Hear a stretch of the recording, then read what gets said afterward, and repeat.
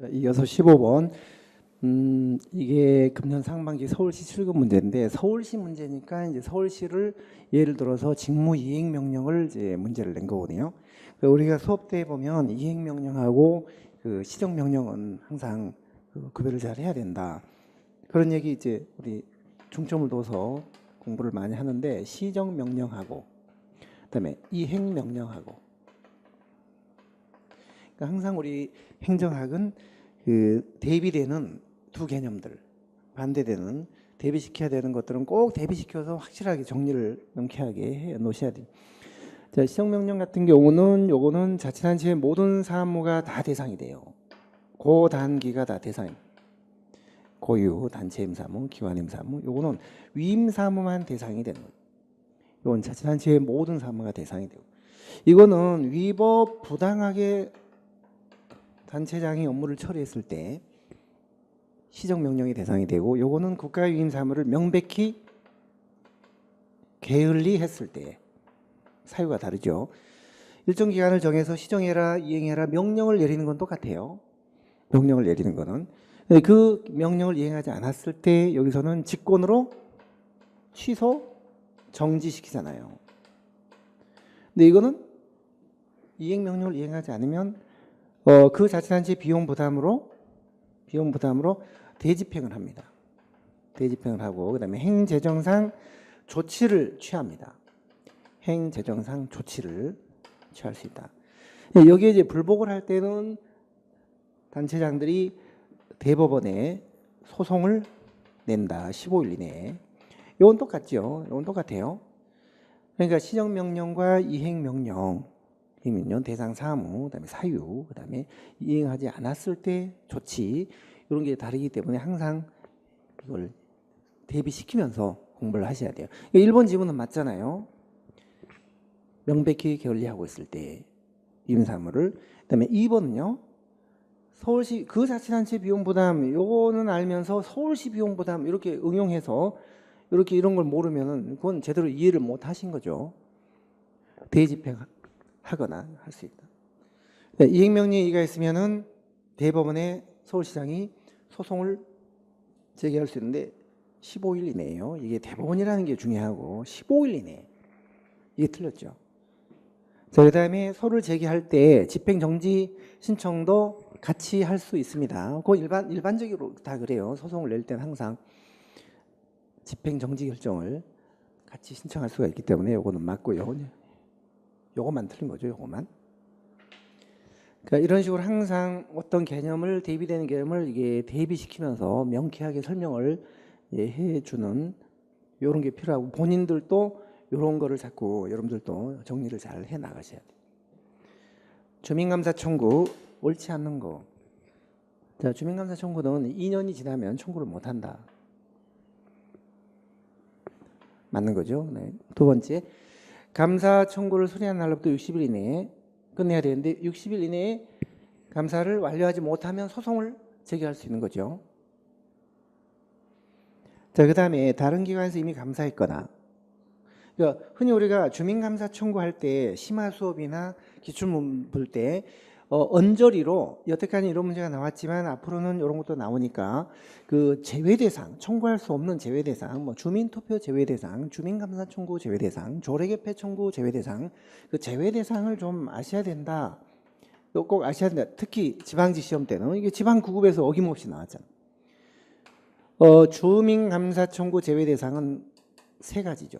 수사 재판에 관여하는 사항, 그 다음에 법령에 위반되는 사항, 자, 그 다음에 이미 감사를 했거나 감사 중인 사항, 이건 안 되도록 돼 있잖아요. 이거 세 개. 그런데 이미 감사를 했다 하더라도 중요한 사항이 누락될 경우에, 새로운 사항이 발견됐다, 이럴 때는 감사 청구를 할 수가 있어요. 그러니까 이것도 맞는 말이에요. 그 다음에 4번은요. 자, 우리 주민감사 청구 연대 서명으로 신청할 때 500명, 300명, 200명이라고 했잖아요. 500명, 300명, 200명. 이 숫자는 중요하다고 하면서 암기해야 된다고 했잖아요. 광역단체는 500명. 인구 50만 이상의 시, 특례시 300명. 기타, 기초자치단체는 200명. 그래서 500, 300, 200을 넘지 않는 범위 내에서 그 해당 자치단체 조례로 숫자를 주민들 숫자를 정해서 그 수 이상을 서명을 해오면 받아줘야 돼요. 참고로 서울시는 이거 500명 넘지 않도록 했기 때문에 현재 서울시 주민감사 청구 조례는요 100명 이상 서명 받아라고 되어 있습니다. 500명을 넘지 않았죠. 그러니까 문제가 없는 거예요. 근데 왜 이렇게 몇 명을 넘지 않는 범위 내에서 조례를 정하도록 했냐? 이걸 안 해놓으면 서울시가 박원시장이 자 주민감사 청구하는데 1000만 명 서울시 1000만 명 시민의 서명을 다 받아와라 이렇게 만약에 해버리면 어떻게 1000만 명 서명을 받아와요? 그거 천만의 말씀이죠. 1000만 명의 얘기를 듣는다는 것은 천만의 말씀이죠. 그건 주민감사 청구 인정 안 하겠다는 거거든요. 그래서 이런 제한을 이제 정해놓은 거예요. 그게 500, 300, 200이라 주민감사 청구 제도에서는 꽤 중요한 포인트였죠. 그래서 제가 주민감사 청구, 조례개폐 청구, 주민투표, 주민소환, 주민소송 이 5대 주민참여제도에 있어서 포인트 한 5-6개씩 포인트가 있는데 그 포인트를 다 집어드리는데 그게 다 거기에 있었던 것들이잖아요. 이게요. 그래서 4번이 틀리고 나머지는 다 맞겠습니다. 다음 문제를 한번 볼게요. 그러니까 저희 선행정학을 들었다고 해서 신경향 문제를 100%다 그냥 뭐 쉽게 맞힌다 이렇게도 얘기는 못하지만 그러나 정말 객관적으로 제가 양심을 손으로 얹고 말씀드린다면 그래도 저희 선행정학 강의를 들으신 분들은 그래도 이런 신경향 문제를 더 쉽게 많이 풀 수 있게 그런 방향으로 수업이 진행이 되기 때문에 훨씬 유리한 건 사실이에요. 뭐 모든 신경향 문제를 뭐 다 100% 맞힌다 이렇게는 뭐 제가 참 장담을 못하지만 그래도 저희 수업은 이해 이주, 흐름 이주, 응용 문제 능력을 길러주는 이런 식으로 돼 있고 언저리에 여기까지 나왔지만 앞으로는 이런 것도 나올 수 있다라는 언저리의 그런 언급들을 많이 해드리기 때문에 저희 수업을 그냥 따라오시면 훨씬 더 이런 신경향 문제에 적합하게 수업이 진행이 된다. 이건 자신 있게 말씀드릴 수가 있죠. 초심자 여러분들은 다른 수업을 안 들어보셨으니까 뭐 비교가 안 되니까 모르시겠지만 다른 수업을 들어보고 떨어지고 저희 수업으로 와서 합격한 학생들 얘기를 들어보면 그런 얘기를 많이 합니다. 제 입으로 자꾸 얘기하려니까 좀 민망하긴 합니다만 한번 얘기를 많이 들어보세요. 주변에 학교생들 얘기를. 요즘 네이버 광고나 이런 것들은요 정말 다 뭐 자기 강의가 좋다 우리 책이 좋다 이런 일방적 광고이기 때문에 여러분들이 믿으셔서는 안 돼요. 안 되고 수험생들 그리고 합격한 학생들 또 떨어져 보기도 한 학생들 얘기를 들어보면 그거는 정확한 걸 들을 수가 있죠. 그런 사람들이 거짓말 할 리가 없잖아요. 자, 이 문제 지방직 구급 문제인데 굉장히 어려운 문제예요. 이건 정말 심화를 안 들으면 못 푸는 문제고 심화 때는 얘기를 하지만 인문 때는 얘기를 안 하는 것들이니까 이런 것들 때문에 심화를 우리가 안 들을 수는 없어요. 심화를. 뭐 엄청 중요하게 해서 막 들을 필요는 없지만 그래도 심화를 한 번 정도는 들으시고 그래야지 기출문제 그다음에 동형 문풀에서 난이도 있는 문제까지 이제 커버가 될 수 있거든요. 패트릭 던리비의 관청 형성 모형. 자, 이거는 먼저 이론의 그 전개를 설명을 좀 해드릴게요. 이 니스칸넨의 예산 극대화 가설은요, 관료들은 누구나 다 자기 자신의 이득을 위해서 자기 부서 예산을 다 극대화하려고 하는 예산 극대화 동기가 이제 있다. 예산을 극대화하려고 하는 그런 동기가 강하다. 그래서 필요 이상으로 예산을 확보를 해서 낭비를 초래하기 때문에 정부 실패가 발생한다. 이게 바로 공공선택 이론의 한 모형인 니스칸넨의 관료 예산 극대화 가설이에요. 그런데 여기에 대해서 반기를 드는 것이 바로 패트릭 던 리비의 관청 형성 모형이에요. 관청 형성 모형. 자, 이 예산 극대화 동기는 모든 예산, 모든 공무원, 모든 기관에 공통적으로 다 이게 있는 게 아니다. 있을 수도 있고 없을 수도 있고. 네, 결론적으로 합리적인 고위 관료라면 예산 극대화 동기보다는 관청 형성 동기가 더 강하다. 이렇게 결론을 내린 거예요. 합리적인 고위 관료라면 예산보다는 관청을 형성하려는 동기가 더 강하다. 이 관청이라는 게 이게 바로 이 망료입니다. 관청은 뭐냐면요, 이제 가시적이고 책임이 수반되는 그런 개선 업무, 집행 업무는 골치 아프니까 자기가 안 하고 준정부 기관이나 이런 걸 만들어서 이런 관청을 만들어서 이리로 떼내고 자기는 권한만 즐기고 책임은 덜 지는 그게 뭐예요? 망료입니다. 망료. 권한만 즐기고 책임은 덜 지는 이런 막료 부처 같은 걸 자꾸 만들어서 자신들은 여기서 근무하길 원하고 골치 아픈 개선 업무나 집행 업무, 책임이 많이 수반되는 그런 가시적인 이런 집행 업무는 준정부기관 같은 걸 만들어서 자꾸 이리로 떠넘긴다는 거죠. 정부 기능을 은폐시킨다는 거죠. 책임을 안 지려고. 이게 바로 관청 형성이라는 뜻이에요. 골치 아픈 이런 업무는 준정부기관 만들어서 넘기고 자기가 속한 부처는 권한만 즐기고 책임은 덜 지는 막료부처 같은 걸 자꾸 형성하려고 하는 그런 그 동기가 강하다는 그게 관청 형성 동기. 조금 더 세부적으로 말씀드리면요. 우선 자 예산의 유형과 기관의 성격과에 따라 예산 극대화 동기가 생기기도 하고 안 생기기도 한다. 공무원들은 합리적인 고유 관련은 관청 형성 동기가 더 강하다. 이게 골자인데요. 예산의 유형이 네 가지가 있습니다. 자, 제가 암기법까지 알려드렸잖아요. 핵관사초, 핵심 예산, 관청 예산, 그다음에 사업 예산, 그다음에 초사업 예산이라는 게 있어요. 네, 여러분들이요, 이게 지금 뭐 자주 나오는 문제는 절대 아니에요. 그러니까 이런 거에 너무 집착을 해서 A급, B급을 등한시하고 이런 거에 노예가 돼서 끌려당긴다. 그러면은 차라리 안 하시는 게 나아요. 차라리 이걸 틀리고 A급, B급을 맞히는 게 낫죠. 그러니까 옛날처럼 문제가 20문제 중에 이런 문제가 한두 문제 나왔을 때는 포기하고 난 한 뭐 85점, 90점만 맞겠다 했을 때는 이런 거를 포기해도 됐어요. 근데 요즘은 A급, B급이 50%밖에 안 나오고 이런 언저리에 있는 문제라든지 난이도가 높은 문제가 많이 나오기 때문에 이런 걸 다 포기할 수가 없잖아요. 이런 걸 포기하면 60점대. 그러니까 이걸 포기할 수가 없는 거예요. 그래서 하시긴 하시되 너무 여기에 집착하지 마시고 핵심만 딱 알면 그 문제를 풀 수 있는 그런 정도로는 하셔야 된다는 거죠. 제가 심화나 언저리 설명드릴 때 그런 정도까지만 설명드리거든요. 절대 여기에 너무 집착하지 마라. 일단 제가 설명을 해드린다면 예산의 종류는 네 가지예요. 핵관사초. 근데 핵심 예산은 자기가 직접 자기들을 위해서 쓰는 경비, 이게 자체 운영비입니다. 이건요. 자체 운영비. 관청 예산은 민간에게 지출되는 예산이에요. 민간인한테. 사업 예산은 다른 기관으로 넘어가는 예산입니다. 다른 기관으로 넘어가는 예산. 자기들이 직접 집행하는 게 아니에요. 이런 건 자기들이 직접 집행하는 거죠. 그렇지만 이건 자기들을 위한 경비, 이거는 민간으로 넘어가는 지출되는 거. 이건 다른 기관으로 넘겨주는 거. 이거는 타 기관이 확보한 예산. 타 기관 예산이에요. 자기네 예산이 아니에요. 이건요. 초사업 예산. 그런데 이제 기관의 유형에 따라서도 이제 이게 극대화 동기가 다르다는 거죠. 핵심 예산은 주로 전달 기관. 핵심 예산을 주로 확보하는 그런 사용한 예산 기관은요. 전달 기관이라고 해요. 요거는 이전 기관.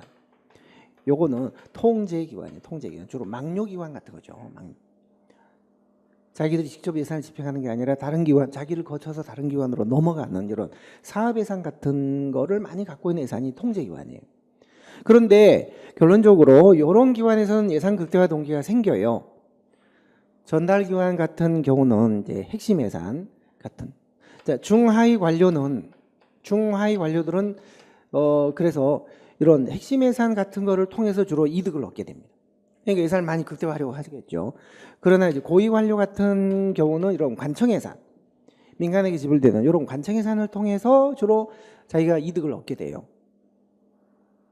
그런데 사업 예산을 주로 갖고 있는 이 통제기관 같은 경우는 예산 극대화 동기가 안 생겨요. 이런 사업 예산이나 통제기관에서는 고위 관료라 하더라도 예산을 극대화하려고 하지 않아요. 이런 경우는 관청을 형성하려고 해요. 관청 형성. 이렇게 돼 있어요. 그래서 핵관사죠. 결론적으로 말씀드리면 우리가 이 사업 예산을 주로 많이 갖고 있는 통제기관에서는 극대화 동기가 안 생기고 관청 형성 동기가 생긴다. 이때 관청이란 주로 이런 것들을 다 준정부기관으로 떼넘기고 자기는 권한만 즐기고 책임은 안 지는 그런 막료 부처 같은 이런 관청이 되기를 희망한다. 합리적인 고위 관료라면 그런 동기가 강한 것이지 예산 극대화 동기가 강한 게 아니다라는 게 영국의 패트릭 던리비의 관청 형성 모형이에요. 문제를 볼게요. 자, 그러면 1번 지문은 만든 거잖아요. 자기 선호에 안 맞는 거, 이게 가시적인 집행 업무, 개선 업무, 책임을 떠안는 이런 거 넘긴다. 이거 틀렸잖아. 함정인 고유 관리라면 예산 극대화 추가 안 한다. 중하위직 관청의 예산이 아니라 중하위직 관료들은 핵심 예산에서 주로 이득을 얻는다고 보는 겁니다.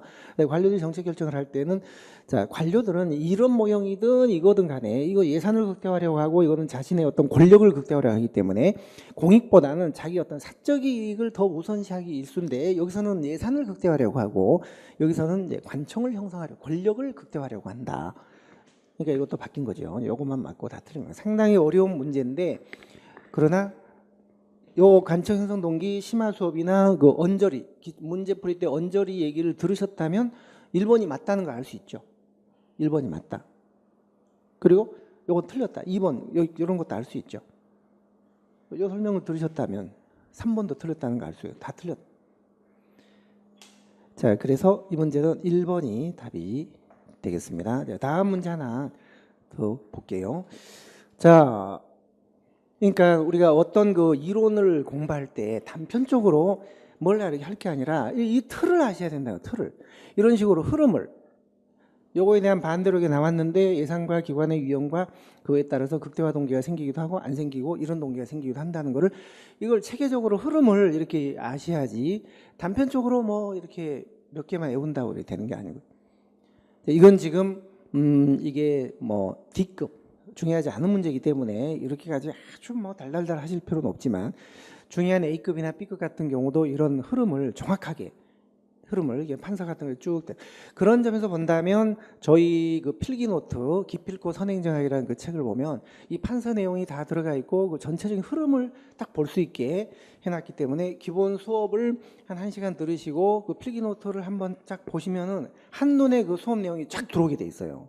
이게 지금 수험생들 분들이 굉장히 그걸 아주 좋아하는데 제가 다 직접 그리고 쓰고 제 손으로 직접 다 이렇게 했지만 그게 큰 그림을 그리거나 이렇게 큰 얼개 퍼즐 형식으로 흐름을 잡거나 연결해서 이렇게 단편이 아닌 이렇게 체계적인 이위주로 공부를 하는 데는 그 필기노트 그 교재가 참 좋은 것 같아요. 9급이든 7급이든 막론하고 많이 활용을 하시기 바라고 입문 때부터 최종 시험 볼 때까지도 그거는 계속 갖고 다니시면서 활용을 하셔야 되는 그런 책이에요. 9번 각종 위원회입니다. 위원회.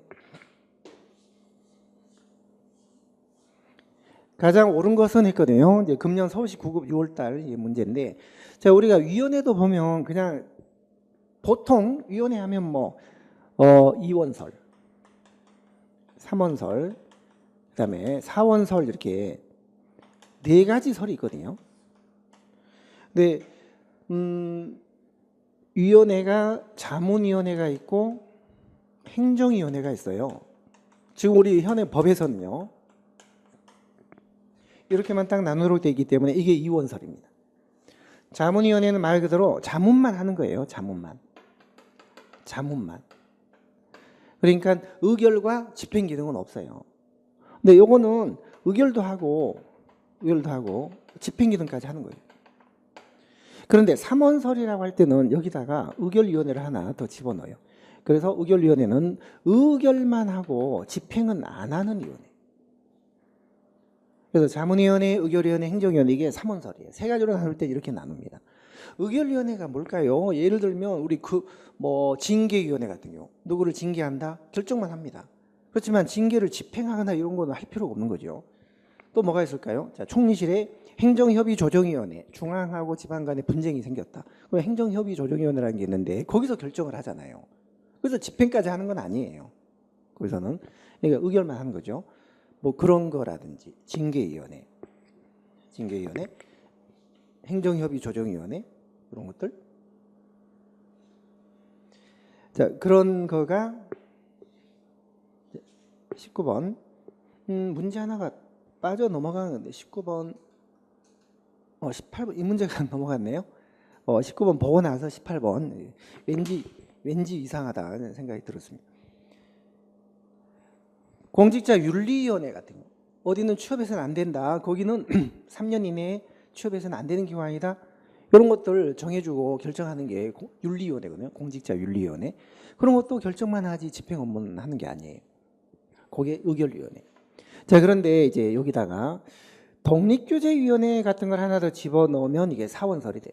행정위원회 중에서도 특별히 정부로부터 독립되면서 규제 기능을 담당하는 그 미국의 독립규제위원회 이런 거를 나누면은 이게 사원설이 된 거예요.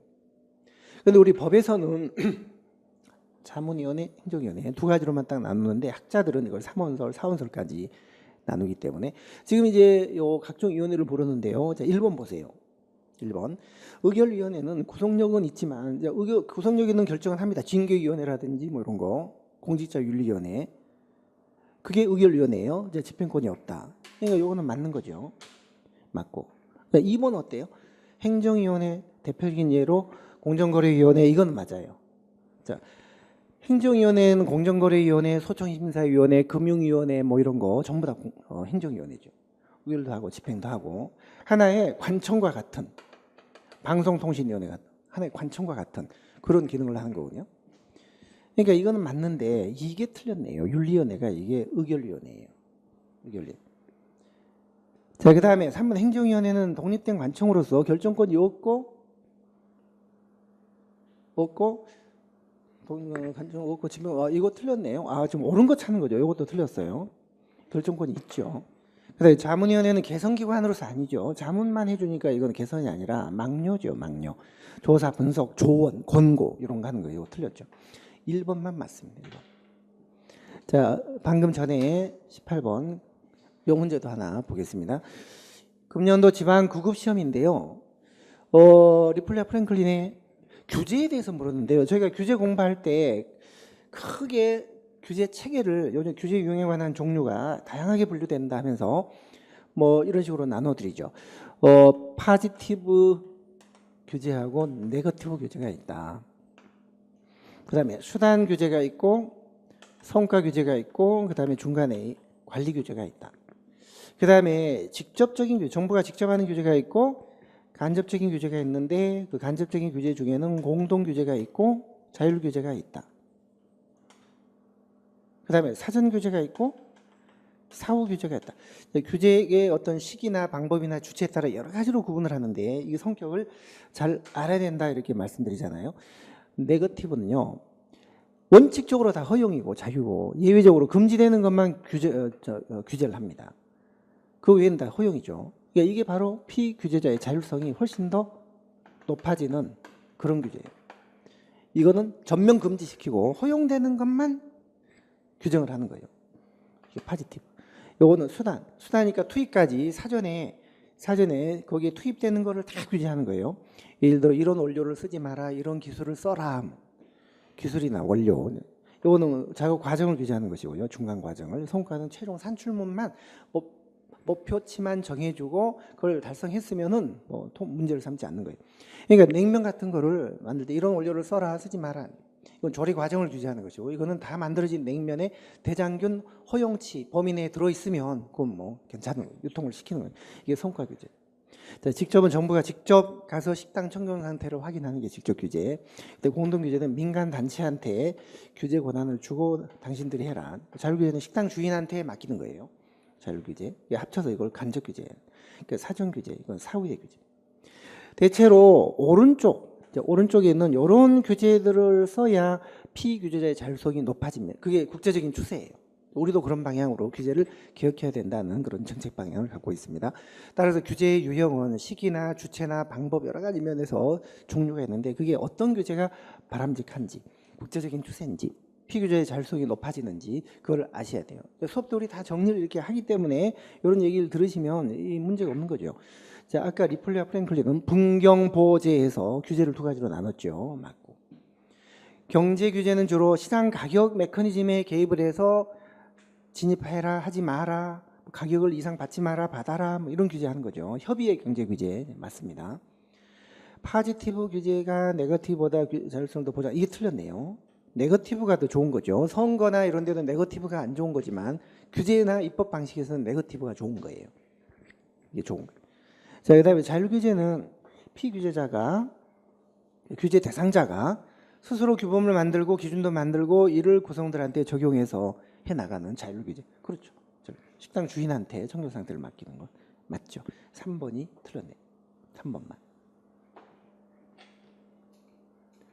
자, 20번 문제를 한번 볼까요? 정책 과정에서의 권력 관계 이론 가장 옳지 않는 거. 이게 이제 뭐 다원주의, 엘리트 이론 뭐 이런 건데요. 서울시 9급 문제입니다. 서울시 9급인데도 상당히 좀 깊이 있는 문제가 나왔거든요. 헌터. 여러분들 이 원래 엘리트 이론이 유럽에서 있었지만 미국으로 건너오면서 이게 헌터하고 그다음에 밀스하고 그런 사람 밀스는 지위접근법, 요거는 명성접근법에서 제가 밀지 헌명, 밀지 않는 게 현명하다. 수업 끝나고 나갈 때 우르르 나갈 때 밀지 않는 게 현명합니다. 밀지 헌명 이렇게 말씀드렸는데 이게 이제 미국의 엘리트론이에요. 근데 미국의 엘리트론하고 유럽의 엘리트론, 이게 엘리트론의 원조가 유럽 건데요. 유럽의 엘리트론 2080 법칙 같은 뭐 파레토, 미첼스 이런 사람들. 근데 차이가 뭐냐면 유럽의 엘리트론은 정치 엘리트예요. 정치 엘리트. 그런데 미국의 엘리트는 이게 기업 엘리트를 더 강조했어요. 그러니까 헌터의 명성접근법 보면 사회적인 명성이 높은 사람이 정책을 끌고 나가더라. 그러니까 40명 정도. 아틀란타 시를 대상으로 연구를 해봤더니 한 40명 정도의 엘리트들이 정책을 끌고 나가는데 그 엘리트의 구성 요소를 보면 뭐 변호사, 뭐 심지어 기업가 이런 사람이 23명이에요. 정치인들은 극소수고 거의 민간 기업 엘리트들이 주도를 해나간다. 이게 바로 미국의 엘리트론의 특성이에요. 그래서 일본을 자세히 보시면 이게 정치 엘리트 이게 틀렸어요. 정치 엘리트, 기업 엘리트예요. 이게 틀렸어요. 자, 그다음 무사결정은 기득권자, 소수 엘리트들이 이 엘리트론 일종이죠. 그것도요. 신엘리트론. 엘리트가 자신들의 기득권에 도전을 해오거나 하는 그런 주장이나 그런 의제에 대해서는요. 억압하거나 봉쇄하거나 의도적으로 기각 방치시켜서 채택이 안 되도록 막아버리는 그게 무의사결정이에요. 이게 맞는 말이죠. 신엘리트론. 그 다음에 로버트 달의 다원론 뉴 헤븐시를 연구 대상으로 했는데 엘리트들이 옳지 않는 거를 지금 찾는 겁니다. 분야 엘리트가 존재는 하는데 엘리트가 아주 분야별로 행태 구성도 다양하고 형태도 다양하고 그 다음에 사안별로 다 엘리트들이 따로따로 영향을 미치더라. 엘리트가 모든 정책을 지배하거나 그렇게 하지 못하더라. 로버트 달은 그 초창기 때 이익 집단하고 다른 점이 엘리트들이 존재는 하지만 분야별로 다르게 구성되고 형태도 다르고 영향력도 다르더라. 엘리트가 존재한다. 이거 인정을 했습니다. 자, 그다음에 신다원론도 이제 여전히 다원론, 그러니까 이익 집단 간의 경쟁 이런 게 중요하지만 그러나 신다원론 정부가 좀 더 전문성을 가지고 능동적으로 활동을 하다 보니까 정부로부터 비호를 받거나 특혜를 받는 이익 집단, 우월적 이익 집단이 존재해서 그들과 정부 사이에 유착이 생긴다. 불평등한 유착이 생긴다. 따라서 이런 걸 막으려면 로버트 달의 다원론은 선거라는 거가 중요한 엘리트들이 선거라는 게 있기 때문에 엘리트들이 함부로 일반 대중한테 함부로 하지 못한다. 결국 일반 대중이 이익 집단이나 일반 대중이 엘리트들을 조정한다 이런 논리인데 이 신다원론에서는 선거가 주요하지 못하다는 거죠. 정부 내부의 기구 분화가 필요하다는 거죠. 권력 분화가 필요하다. 정경유착 같은 걸 막으려면 왜냐하면 특정 집단이 정부로부터 보호를 받고 특혜를 받아서 더 우월적 집단으로 존재할 수 있다. 이걸 인정을 했기 때문에요. 그래서 이 문제는 이게 맞는 말입니다. 결국은요. 인정했다. 동등성, 모든 집단 간에 동등한 권력을 갖는 게 아니라 특정 집단이 다른 집단보다 우월할 수도 있다. 이거 인정한 거예요. 틀린 거는 1번이 틀린 거죠. 1번. 자, 이렇게 해서 최근에 나온 그런 문제들 중에서 물론 이런 문제는 우리가 알아놓으면 지금 설명을 좀 비교적 자세히 드렸는데 알아놓으시면 비슷한 문제가 나올 때 도움은 되겠지만 근본적으로 행정학은 이런 신경향이라는 게 지금 이게 또 나온다. 이대로 또 나온다. 그런 보장이 없어요. 또 다른 신경향 문제가 늘 도사리고 있는 거죠. 자, 그래서 제가 결론적으로 그러면 우리가 이런 신경향 문제에 어떻게 대응을 할 것이냐라고 할 때 좌우간 암기나 기출보다는 이해와 흐름 위주로 공부를 하시는 거. 그게 우선 중요하다는 거예요. 자, 우리가 행정학의 그 범주를 보면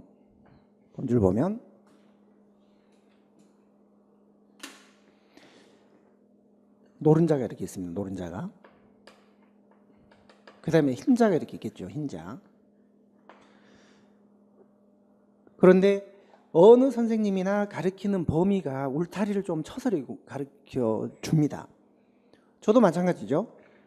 그러니까 모든 거를 전부 이 방대한 행정학을 다 가르치는 게 아니라 울타리를 쳐서 이제 이 부분만 이제 가르치는데, 이 부분을 암기 위주로, 기출이나 암기 위주로 할 것이냐, 아니면 이해나 흐름 위주로 가르칠 것이냐, 이게 문제예요. 이게 이제 방식의 차이가 있어요.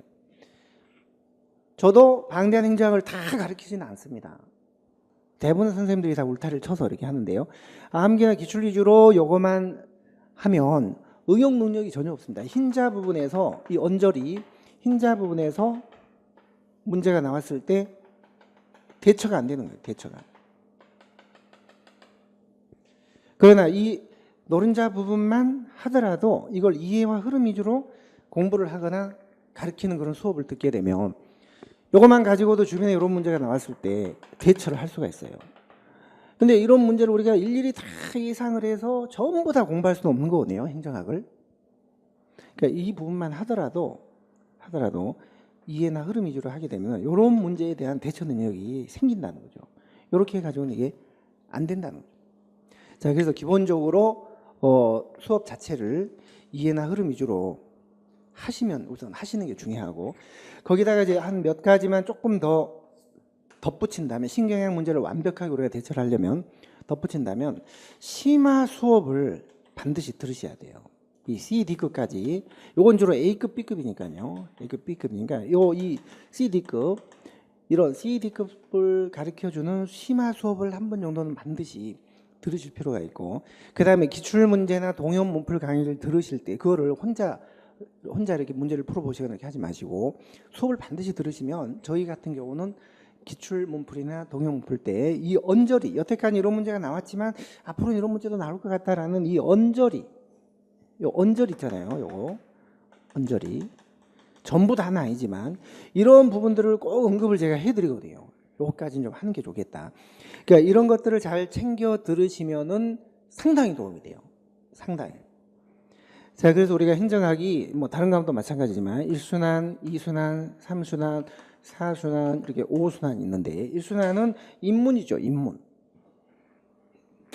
자, 요거는 인문이고, 이론 인문이고, 요건 심하고, 요건 이제 기출이고, 요건 동형이고, 압축이죠. 압축. 이건 이제 마지막 동형. 저희는 지금 그런 식으로 되어 있거든요. 그래서 이제 여러분들이 요즘 그 커리큘럼에 대해서 많은 문의를 해 오시는데, 인문은 주위로 매달 2달 완성으로 계속 연중 이게 진행이 돼요. 심화는 지금 진행이 되고 7, 8월 1년에 딱 한 번밖에 없는, 실강으로는, 이건 인강으로, 그건 놓치시면 인강으로 드셔야 되겠죠. 11월, 12월에 주로 기출 강의가 실강으로 있고요. 그다음에 1, 2월 달에 주로 압축. 이때 이제 압축 교재는 뭐 필기 노트로 할 수도 있고, 뭐 이제 뭘로 제가 해야 될지 좀 고민을 해봐야 되겠습니다만, 그다음에 동형이 이제 4월달 국가직에 대비해서는 3월달에 동형이 있고, 그다음에 5월달 지방직에 대비해서는 4월달에 동형이 있고, 6월 서울시 시험에 대비해서는 5월달에 이제 동형이 한 달 완성으로 있는데요. 실전 문제하고 똑같은 전범위 문제잖아요. 그래서 요 1순환과 2순환 때까지는 요 이해 위주로 진행되는 수업을 들으시면 돼요. 이해 위주로. 암기가 아니라 들으시고, 그 다음에 요 나머지 3, 4, 5순환 요거 하실 때는 수업 때 제가 말씀드리는 언저리가 있습니다. 언저리. 여태까지는 안 나왔지만 이런 것까지는 좀 알아놓는 게 좋을 것 같다라고 약간씩 범위를 약간씩 넓혀서 말씀드리는 요 부분, 언저리, 요거를 잘 챙기시면 돼요. 이해해라 백날 얘기해도 여러분들이 어떻게 따로 할 방법이 없어요. 진행되는 수업 자체가 이해 위주로 진행되는, 이해나 흐름 위주로 진행되는 그런 수업을 들으시면 모든 게 해결이 됩니다. 초심자분들은 잘 이걸 와닿지 않아요, 이 말에. 모든 강의가 다 똑같은 걸로 여러분들이 생각을 하시거든요. 그러나 실제 시험을 한번 봤거나 떨어져 봤거나 붙은 합격생들이 한테 얘기를 들어보면, 이런 수업이 요즘 이런 문제에 적합한 수업이 되겠구나. 이걸 합격생들이나 이미 경험을 해보신 분들은 압니다. 그래서 주변 합격생들한테 얘기를 잘 들어보시고, 일단 여러분들은 좀 우리 선행장은 이 위주로 진행이 되니까 쭉 따라오시면 되는 거고요. 사실 우리 선행장학을 지금 듣고 계시는 분들한테는 이런 신경향에 대해서 그렇게 크게 문제를 삼거나 따로 준비를 하거나 노력을 하거나 이럴 필요가 별로 없을 것 같아요. 제가 늘 그런 식으로 대비해서 수업을 쭉 뭐 끝까지 진행을 하기 때문에. 다만 심화 수업을 한번 들어두시는 게 좋고, 그다음에 이 기출 문제나 이 통역 못 풀 때 언저리 부분 이런 게 나왔고 앞으로는 안 나왔지만 이런 거 좀 조심해야 된다는 언저리 부분 언급할 때 이런 까지를 좀 잘 챙겨 놓으신다면 충분히 신경향에 대비해서 모든 시험에 대해서 고득점이 될 거라고 생각을 합니다.